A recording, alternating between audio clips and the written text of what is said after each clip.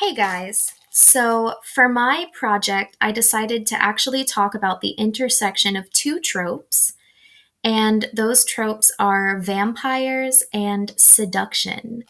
I decided to cover both of these together because they're both very common in Gothic fiction, and I feel like they play into each other in very interesting ways.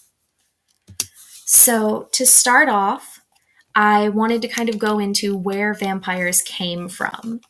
Like we learned in class, the word Gothic originally meant anything that wasn't from ancient Greece or Rome.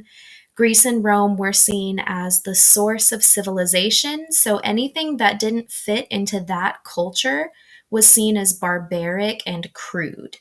And Gothic writers really embraced these barbaric cultures and they sort of brought to light cultural influences that hadn't been seen in fiction in a long time. Vampires appeared in traditional European folklore from Central and Eastern Europe, and that definitely would have fallen under the Gothic label. The folk tales that influenced British Gothic literature were especially associated with Slavic culture.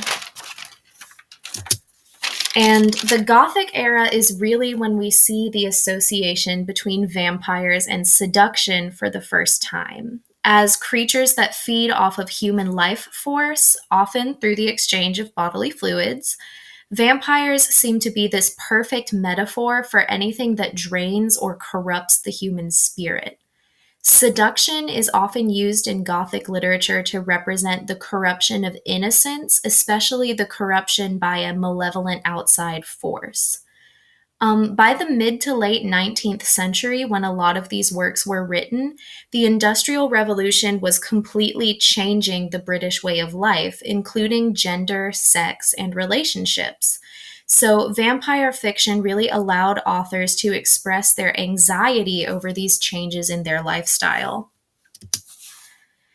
So, first, we're going to talk about Carmilla, which is a novella written by Joseph Sheridan Le Fanu, and it was published in 1872. As you can see from the quote on screen, this novella deals pretty explicitly with a romantic and sexual relationship between two women, one of whom just happens to be a vampire. Basically, the protagonist, Laura, lives alone with her father, and they take in a girl named Carmilla. Carmilla and Laura begin a relationship, and then Laura starts to get really sick and weak. Her father learns that Carmilla is a vampire who's been feeding on his daughter, and that's why she's gotten sick. I feel like this story really expresses the conflict around the role of women in British society, because Carmilla corrupts Laura and even ruins her father's plans to marry Laura off to one of his friends. So you literally have this outside force coming in and ruining this young woman's chances at a normal marriage. And now we're going to move on to one that I bet y'all are a little bit more familiar with.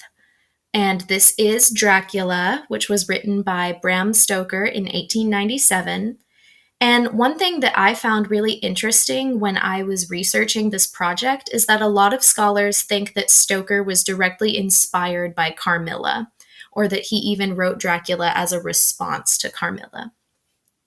So we're all familiar with the scary movie version of Dracula, but he actually spends most of the novel trying to seduce other people's wives. Dracula's first victim, Lucy, is romantically involved with three different men, and she doesn't want to get married. She explicitly says that she doesn't feel like she should have to choose one partner. And after Dracula seduces her and drinks her blood, she becomes a monster like him, and eventually the protagonists have to kill her. Later, he targets Mina, who is the wife of one of the protagonists, and at that point, the novel literally becomes a race to save their marriage from corruption by an outside force. So, again, very clearly a metaphor for corruption, with Dracula seducing Jonathan's wife away from him. The next example I have is much more modern, and this is Lady Gaga's character on American Horror Story Hotel. And her name is the Countess. She is the main antagonist of this season. And the Countess is interesting because she was transformed into a vampire by her first love, who abandoned her. And after his death, she seduces countless men and women, really with no regard for the lives that she destroys in the process. And there's even a line in the season about her collecting lovers. And I think the Countess is an interesting example of this theme because she starts out as a victim, but after becoming corrupted, after being seduced by her vampire lover, she becomes the predator in her relationships. Notice how her entire appearance changes after becoming a vampire. The bleached hair and the really invisible eyebrows give her an almost inhuman appearance, and that change happens almost immediately after she gets turned. And here are some of the works that I referenced for this project.